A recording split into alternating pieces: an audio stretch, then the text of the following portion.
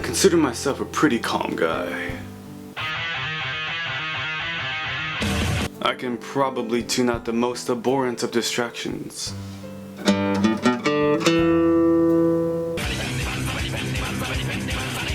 The most ridiculous of noise.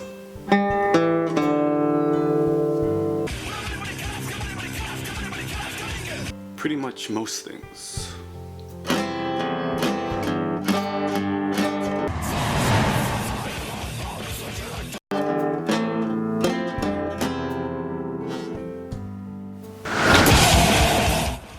Of metal and flesh, an assault on the senses, mediocrity.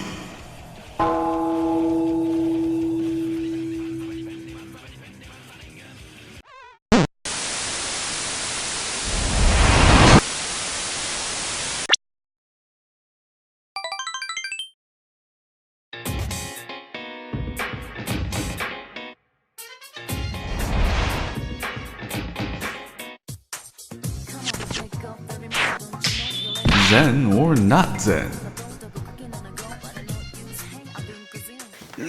What the hell happened? Jesus. What's this? Rock of the Dead.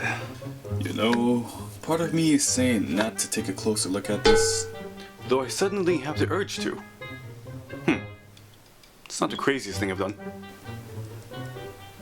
Hey dude, you want some Chipotle? Huh? Oh yeah, sure. Ugh. Well, let's pop this baby in, shall we? Please. Please. No more. No more MPH. No more Rob Zombie. No more Dragula. Well, Mr. Zen, how does that make you feel? Well, Doc, where do I begin? Rock of the Dead for the PlayStation 3, also available on Xbox 360 and Wii. From the minds of Epicenter Studios. You know, Epicenter Studios, developers of games like, hold on a minute. Oh, right, you know, titles like Sid Mead's Maelstrom, Critter Roundup, Firefighter 3D, and Real Heroes Firefighter. Yeah, me neither.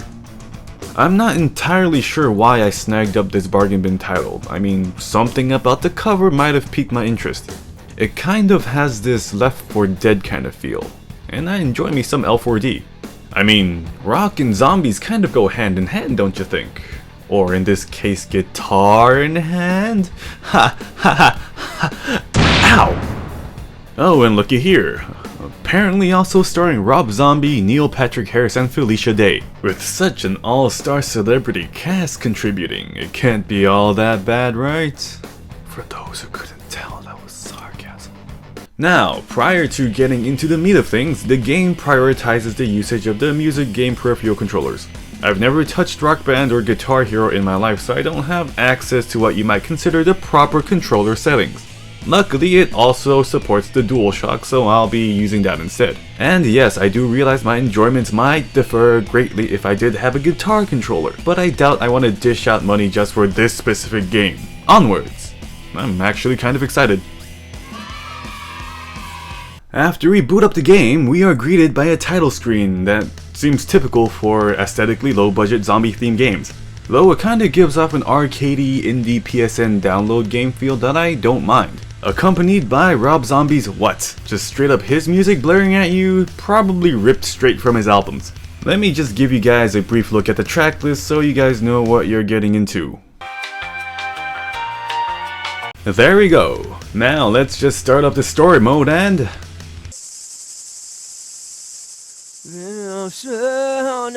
Wanna die, what do I say? What do I say? Now. Yeah, man. Yeah. Oh, yeah. There gonna be any words in this thing, or are you in pain? Awkwardly performed dialogue. That's one way of introducing characters. So the game starts us off with the main character, what's his name? Well, let's just take a look. Dude. Neil Patrick Harris. Huh. Okay then, we start out with Dude, giving his grandpa a personal recital of his newest work. Suddenly, a few meteors land nearby, and our hero expresses his lackluster excitement. Whoa, nature rocks! Talk about setting a stage. What better place to begin your zombie killing spree than in a cemetery, am I right? From here, we can already tell that our MC practically fits into whatever character archetype 1989's Bill and Ted fit into. 2 epic airheads. Oh, also, we'll be keeping track of how many times Neil is forced to spew out the term epic. Epic.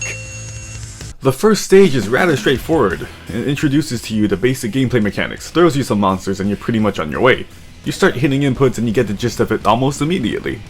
Only thing so far is that I wish there was a bit more oomph, so to say. Yes, the whole guitar angle seems like a neat idea, but every time I kill something, I just envision the dude haphazardly finger-picking on the guitar or just giving one big twang across the strings, only to result in a muted sound wave bouncing off into enemies. Enemies that kind of slowly limber around while you trudge along a predestined pathway.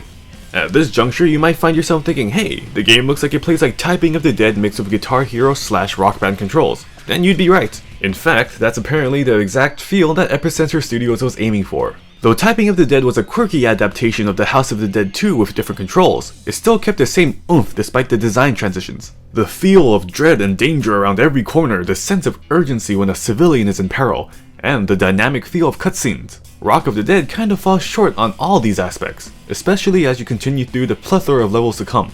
Bringing the focus back to stage 1, along with testing the control scheme, you also encounter various challenges involving kill streaks, brief rescue missions, and collecting power-ups. In addition, you also face off against special enemies that force you into a solo session in which you have to hit the correct inputs to a segment of the stage's song to inflict damage to the enemy. I found these solos to be one of the more entertaining parts of the stages, second to the cheesy but quirky dialogue, though the enemies just kind of stand there menacingly as they take damage. Of course, you can also have too much of a good thing, in this case, an okay thing. Of course too much is bad for you. Too much of anything is bad for you, you blithering twat. Seeing as this is only the first stage out of around maybe like 26, you'll find out what I'm talking about soon enough. In the same level, the dude is also told by his grandpa that he can build up shields and perform a blast attack that can clear the screen of enemies, by building up a power bar as he absorbs energy from crystals spawned by the meteors. No one else finds that odd? Just me? Maybe it's just me. Speaking of pickups, every level has 2 white data crystals and 2 giant demonic guitar picks lying around somewhere on the stage. Collecting the data crystals grants you points to input into shield or blast upgrades at the end of the level, while the guitar picks unlocks extra bonus artwork.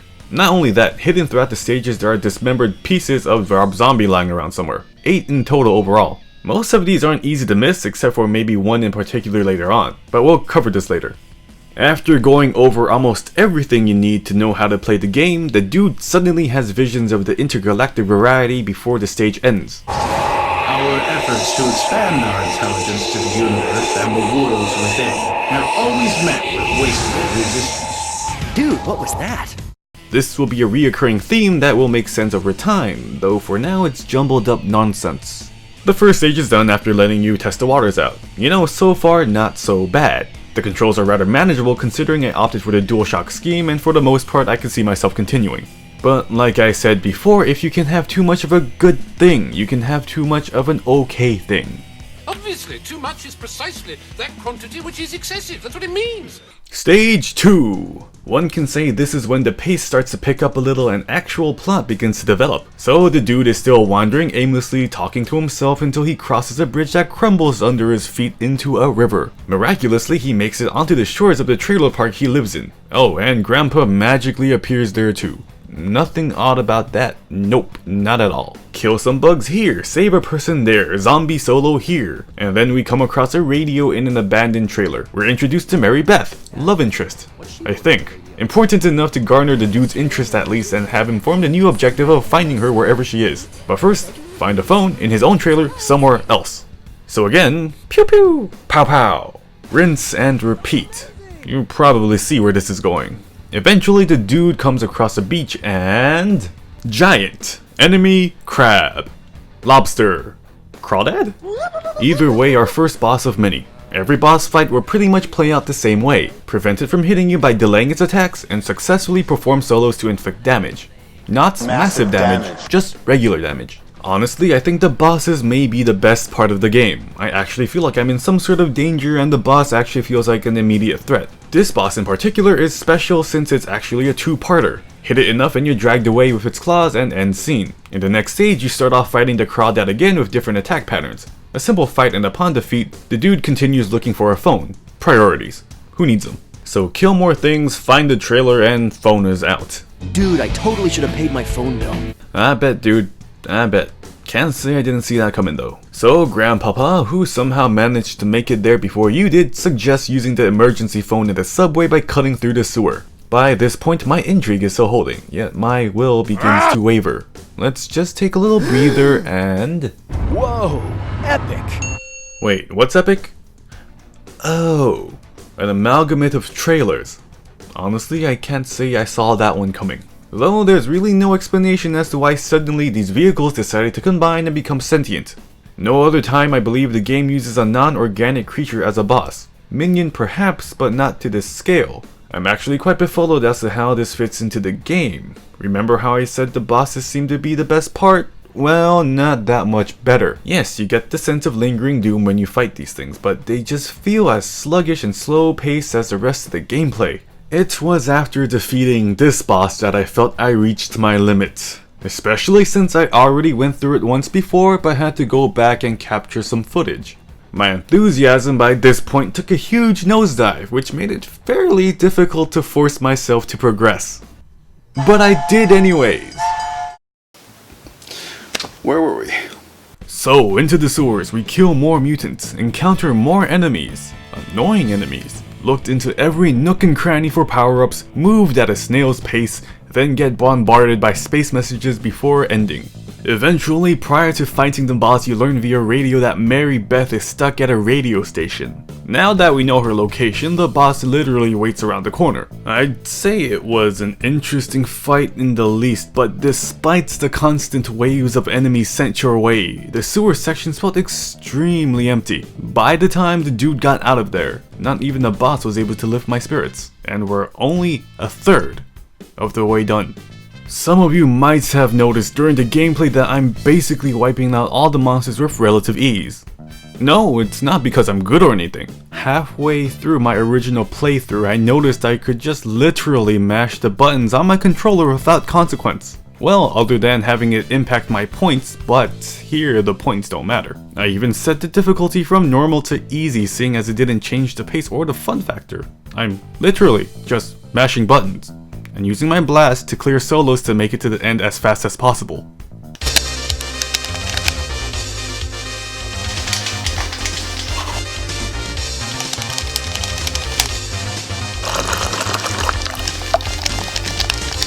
Right, where were we? Right, subway. We trekked through the zombie-infested subway system, inhabited by bugs and rats and accompanied by a few more quips done right. I wasn't sure why, but something made the subways easier to digest than previous levels. Maybe it was the level design. Maybe it was Rob Zombie's Dragula playing in the background.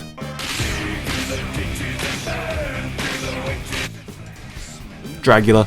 Definitely Dragula. Nutcracker reference. Right on, the news station. Soon everyone will know about the power of rock!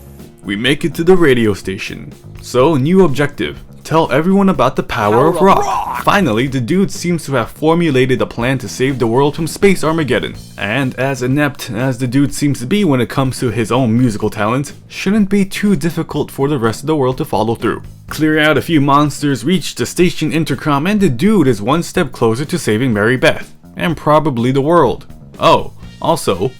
You should have seen me in the giant rat! It was epic! Okay. Exploring a few hallways eventually leads us to Mary Beth, but only after fighting off amalgamates made from studio equipment. Right. Oh, can't forget, once more, Epic! here's the girl of the hour. Mary Beth, are you okay? The camera monsters didn't get you, did they? I'm so glad to see you. I feel a lot better. Look. Were those the best takes they could get? I mean, I'm no pro, and guilty of inconsistent audio quality myself. But Felicia Day's performance here leaves a lot to be desired. Also, didn't the dude say she was blonde? Details. During this reunion, the dude learns from Mary Beth of alien structures scattered throughout a canyon somewhere. So, like any hero, the dude offers to jump into the fray and destroy it with the power of rock. However, that earlier plan to broadcast a message about the power of rock is still in motion. Just have to go power the generators because they are conveniently out of power, even though they were working just a moment ago at every single place we were at.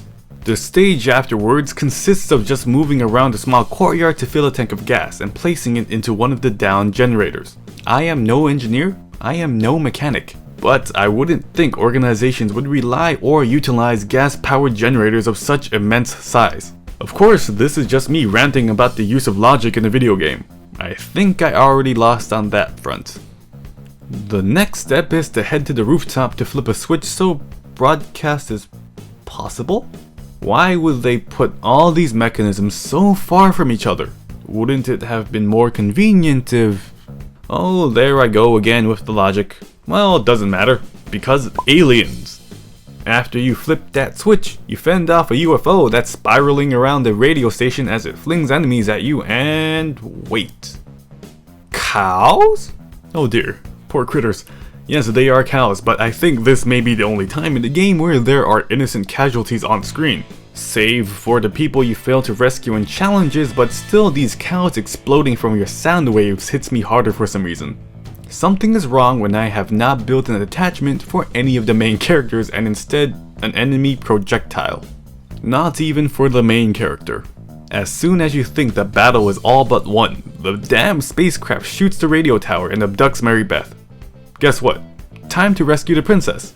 The next few stages I bet you can assume at least the format. Let me summarize a bit. Graveyard, new enemies, kill, kill, kill. Mausoleum, oh wait. Epic! More enemies, too many enemies. Random grandpa, kill, kill, kill. Spiders, more spiders. Visions, more grandpa, more spiders, more grandpa. Spiders, spiders, more spiders. Giant bell, spiders, then bang, fall through the catacombs. Catacombs, hallways, more hallways. Worms, worms, and more worms. And get ready for the boss battle that feels like it overstays its welcome. Almost there. We finally move out of the catacombs to the canyon mentioned earlier. Same old, bats, spiders, worms, monsters made of mining equipment? Sure. You know, one would normally think the final stages of a game would be the best part, right? Strategically filled plot twists, new enemies, and an extreme change of scenery? Well, yes, it does have all that. But even the change of pace can't save the time-consuming trudge to get to the finish line. I mean, finally, we come across an alien fortress soon to enter the base of operations, and I can't just find any excitement to spare at all. Even after we scour the base for Mary Beth, fight mechanized monstrosities and aliens in battle armor, I've become so jaded by this point it doesn't even come off as a surprise. Did you see the game's main enemies? They're slimes. Just regular squishy little slimes. It's like finding out your enemies the whole time was Krang from TMNT, but at least Krang had personality. And Mary Beth just gets shipped off on a spacecraft anyway, so we give chase once more. God damn it. Our first entry into the final space levels is a segment that acts as a boss stage. Epic! You'd think this would be fun. An improvement maybe. Well, it is. For the first 30 seconds. Then it kind of drags on like every other level. There's just no oomph to the chaos and destruction you leave behind. I really want that oomph. That oomph that makes you feel what you're doing has consequences and impact. And this stage isn't even the worst offender of being time-wasting nonsense. Almost there. Almost there. But, grah! The final stages are the worst offenders when it comes to prolonged bore fests. You're practically just moving around in circles for 5 minutes in the same room. Waves after waves of solos and slow-moving creatures taking forever to clear room after room. Surprise, Grandpa! Oh, and plot twist, Mary Beth is indoctrinated by the aliens and attempts to capture you in one of the most boring, slowly paced boss fights in the game. So, defeat Mary Beth. Escape to another alien base of operations. Now what? Corridors and corridors of time-wasting waves of enemies. Waves after waves on spiral stairways. Oh, and one of my most hated rooms consists of the hero trying to save 4 human prisoners only after making a complete 360 in a room to go up a spiral pathway with enemies spawning every 2 seconds. I've been trying to keep my composure, I really have, but thinking about it is maddening. And Super Beast playing endlessly in the background doesn't help either.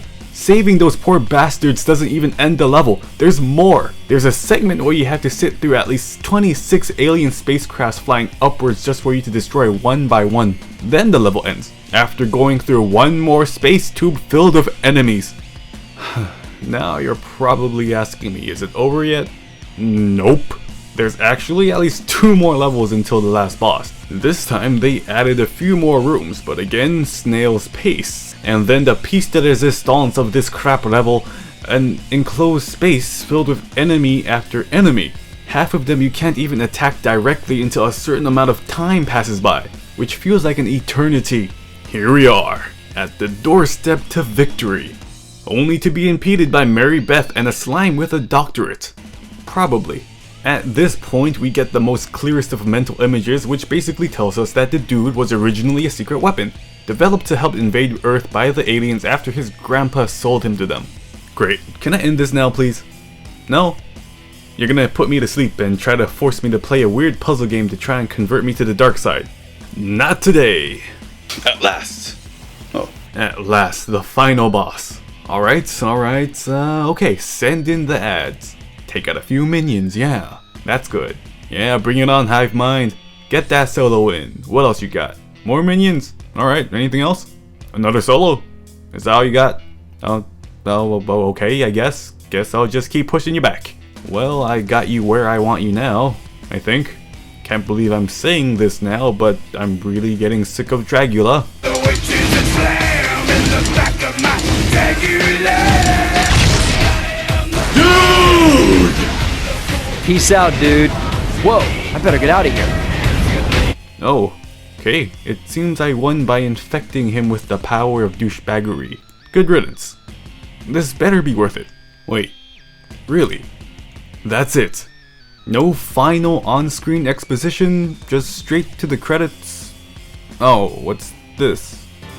Can this thing go any faster? Epic! Totally Death Star 2.0. Well, guess that's it. Never has a victory been so hollow. Well, so what about this bothers you so much? Well, I have to admit, I actually had high hopes for this to be some sort of hidden gem amongst the rough. The premise and the ideas presented at first glance seemed like it had some great potential to be at least a fun time killer that replicated aspects of an arcade game or other on-the-rail shooters. Aspects that would remind me of maybe a bit of Sin and Punishment, Time Crisis, or even Typing of the Dead, in which they did try to replicate, but it just fell short. For the most part, the cast was made up of shoehorn tropes, especially the dude. I would have much preferred someone with more charisma, or maybe someone similar to anyone in the Brutal Legend series. What's sad is the dude seems to be the most accurate portrayal of someone who might be picking up this game. Just an average Joe with a hobby and a passion for said hobby. But you know, when people play video games, I think one of the main motivations is to actually escape reality for a bit and not have to face your own insecurities. As much as it pains me to admit it, the dude is probably the developer's interpretation of what their player base might be like. Maybe they thought it would be more relatable, who knows. Aside from the dude, Mary Beth, Grandpa, and the villains were all highly forgettable. Again, it's not a good sign when the only thing I actually had concern for was a projectile cow. Killing monsters also became a chore.